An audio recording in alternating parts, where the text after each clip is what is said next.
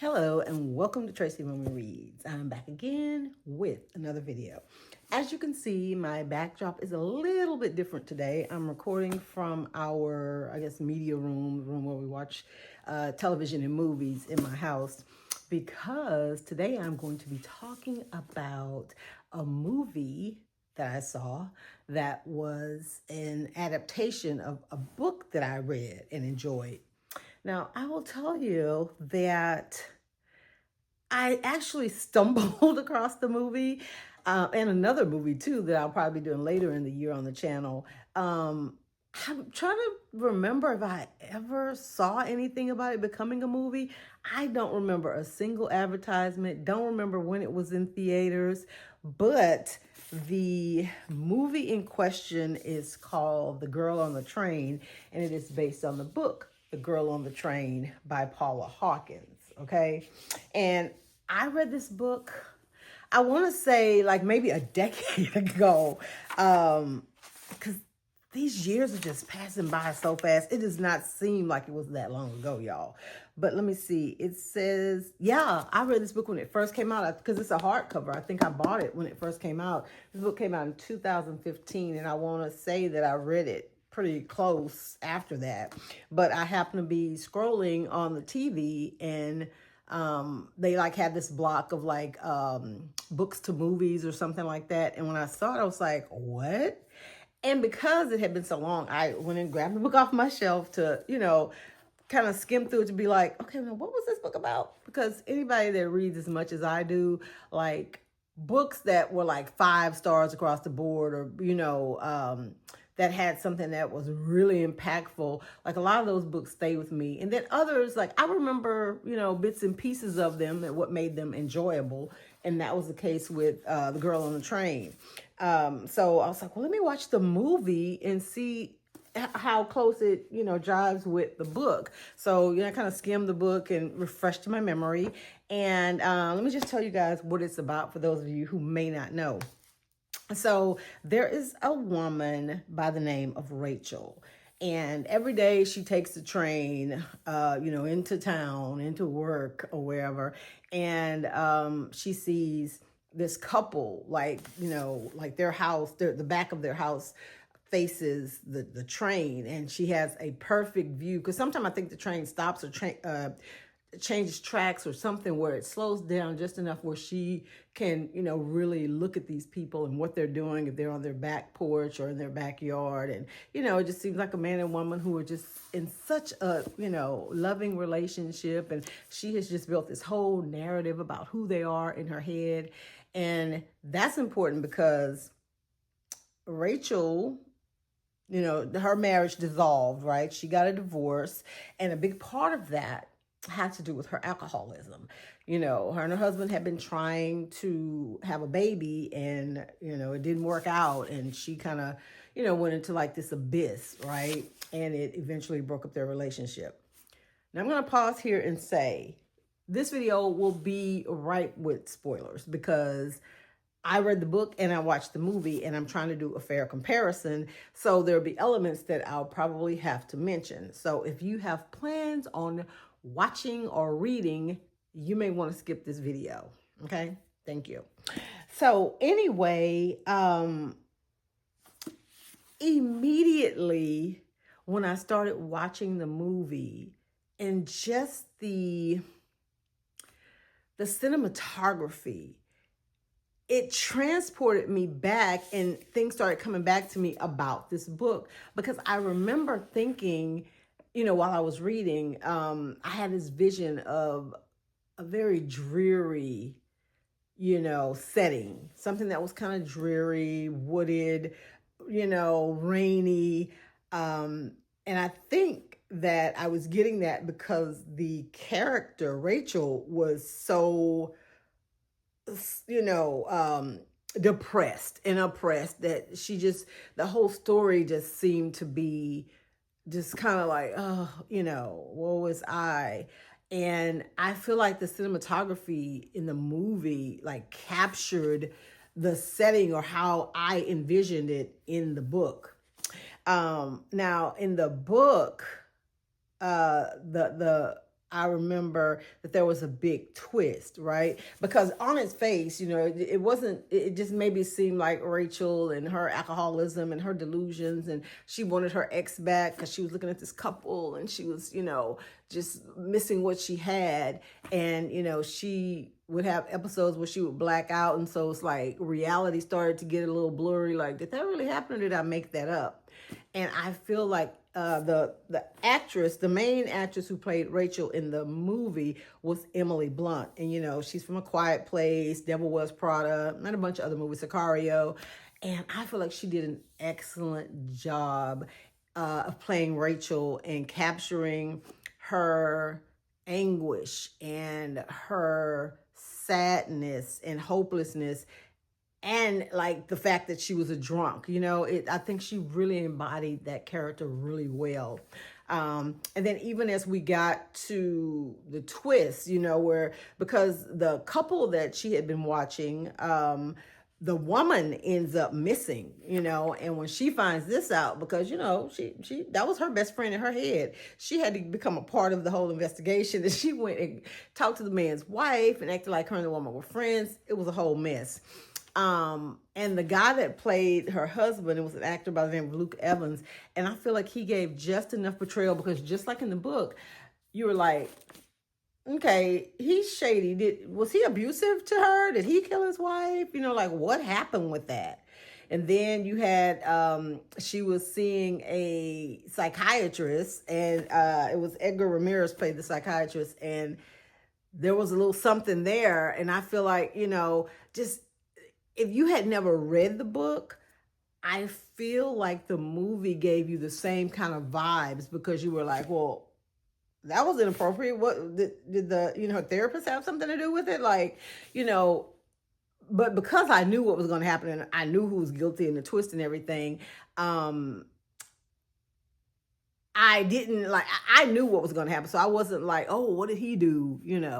But I feel like people who hadn't read the book would be thinking along the same lines as I did when I read the book. And I will just take a pause here to say, that's the only thing about I feel like when you watch a movie or you've read the book and you already know how everything's going to play out, I mean, it's a bit anticlimactic. However, I think the fun or entertaining piece of it is that you get to see these words, jump off the page and onto the screen, and you can get more of a visualization of how everything played out as opposed to just reading about it, and sometimes that, like I said, that in itself can be entertaining if done right, which unfortunately, 80% of the time, the books are always better than the movie, because there's just a lot more detail in books, and your imagination is allowed to just run wild. You're not like put in a box where Rachel looks just like Emily Blunt, because that's how it is in the movie. That's who Rachel is, right? If you're reading the book, Rachel could, have dark hair, but she looks like a million other women with dark hair, not specifically Emily Blunt. Because I don't know, I wasn't maybe as familiar with Emily Blunt's work as I am now, back when I read this book. So I don't think she's who I would have had in mind. I don't know who I would have had in mind, but now I can't unsee it. Like, she's the actress, right? And Rebecca Ferguson played Anna, the woman who Rachel's ex-husband Tom left her for. And Rebecca Ferguson is from the movie Dune. She played, I can't remember the character's name, but she played Timothée Chalamet's mom, right, in that movie. So she was really good too in this role. But I think everybody, I mean, they had a stacked cast. Justin Theroux, this is what I thought was interesting. Justin Theroux was in the movie, and so was Lisa Kudrow.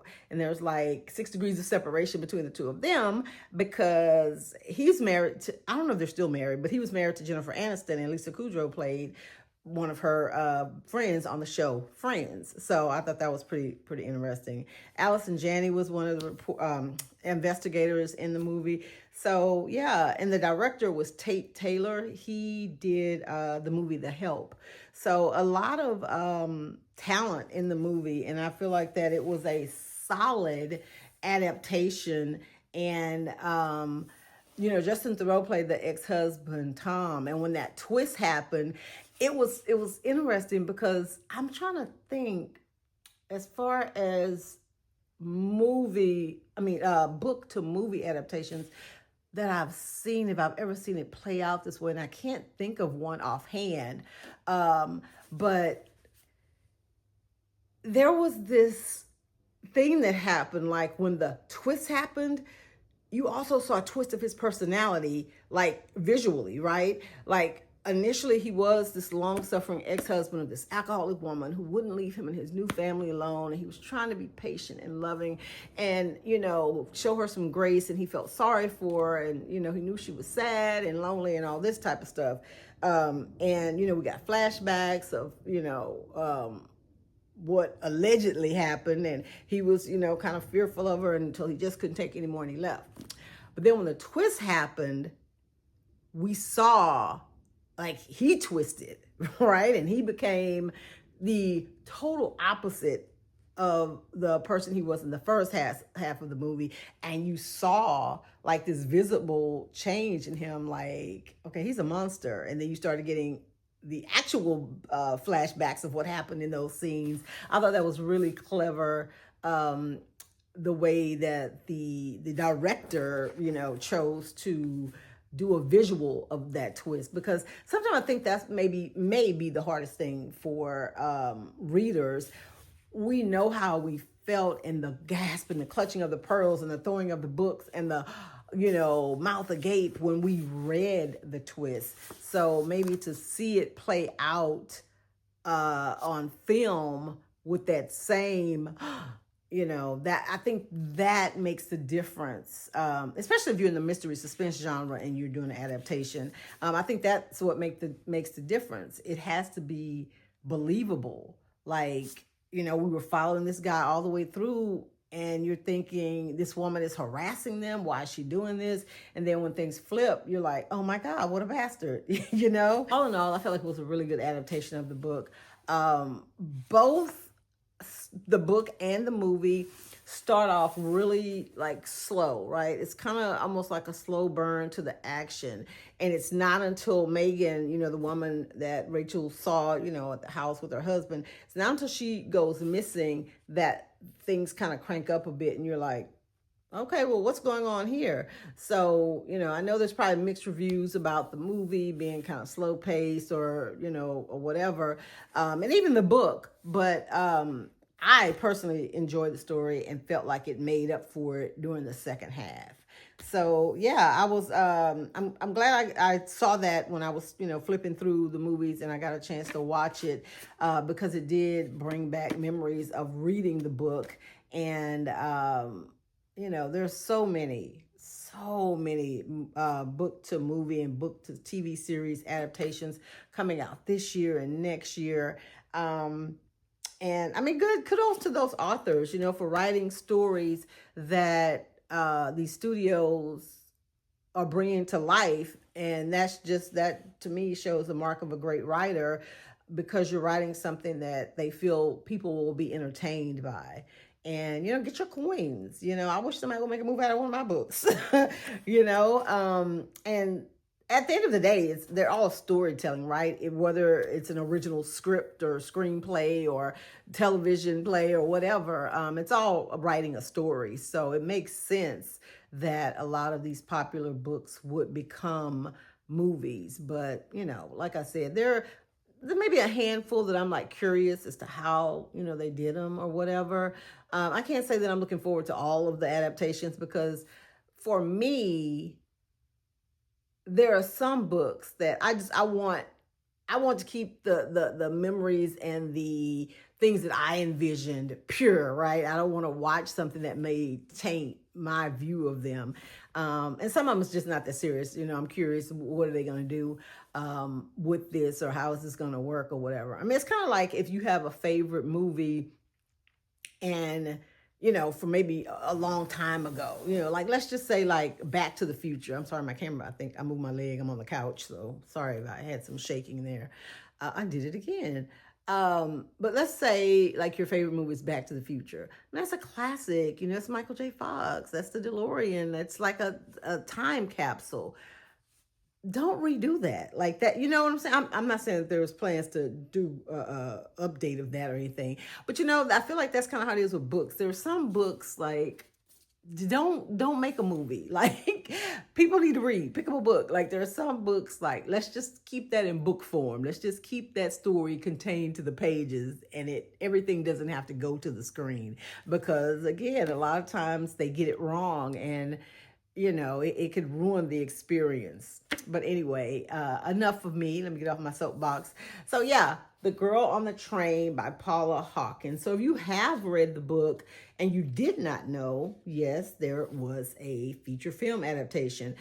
I'm assuming it was in theaters. I just really don't remember it when it even came out, you know. So, or maybe it was just made for streaming or whatever. I actually rented it. It was like $3.99 through our TVs.